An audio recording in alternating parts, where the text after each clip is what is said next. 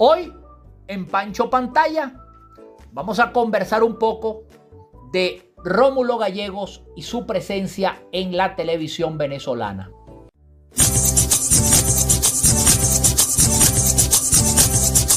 Pancho Pantalla, Pancho Pantalla, Pancho Pantalla.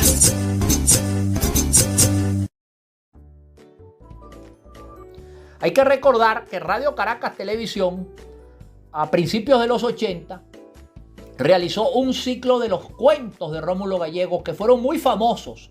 Pero antes, en la década de los 70, ya Radio Caracas Televisión había tomado en cuenta la magistral obra de don Rómulo Gallegos para llevarla a la televisión. Y fueron sus novelas las que llegaron a la pantalla del canal de Bárcenas.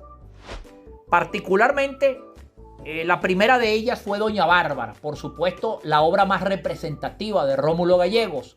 En 1975, Doña Bárbara, adaptada para la televisión por el maestro José Ignacio Cabrujas y el no menos magistral intelectual de la época, don Salvador Garmendia, fue encargada a Marina Baura, Elio Rubens y Rafael Briceño para sus personajes principales. Marina Baura, por supuesto, era Doña Bárbara.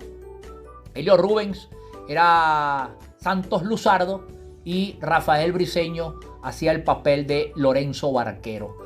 Un elenco extraordinario respaldaba esta fabulosa puesta en escena de la obra de don Rómulo Gallegos, que en 1975 se convirtió en un suceso televisivo y fue literalmente la que dio el primer paso para lo que luego se llamó la novela cultural en nuestro país.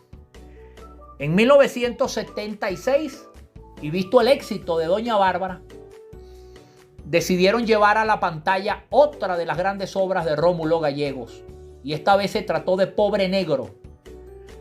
El maestro Salvador Garmendia fue el encargado de hacer la adaptación, y Doris Wells en el papel de Ana Julia Alcorta, Miguel Ángel Landa como el negro Pedro Miguel Candela y Tomás Enrique en uno de los importantes papeles de la novela, se encargaron también de caracterizar los famosos personajes de esta obra de don Rómulo Gallegos llamada Pobre Negro.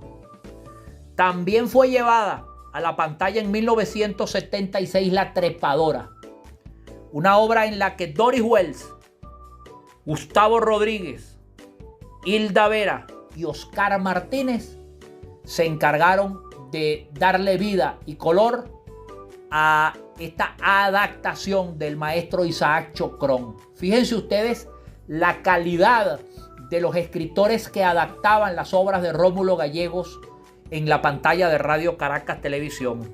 Cabrujas, Garmendia, Isaac Chocrón, Ibrahim Guerra, y pare usted de contar los talentos que se encargaron de llevar estas obras a la pantalla.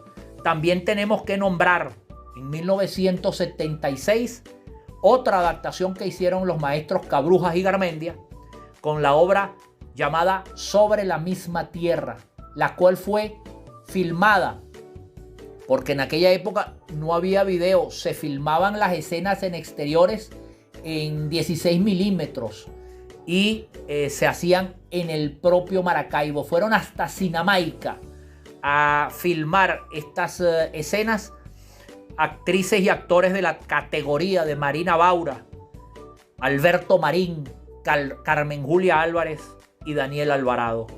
Por supuesto, también se llevaron a la pantalla obras de la calidad de Canta Claro, y estas obras, estas novelas de Rómulo Gallegos conformaron lo que para la época fue el ciclo de la novela cultural de la mano de este gran escritor venezolano.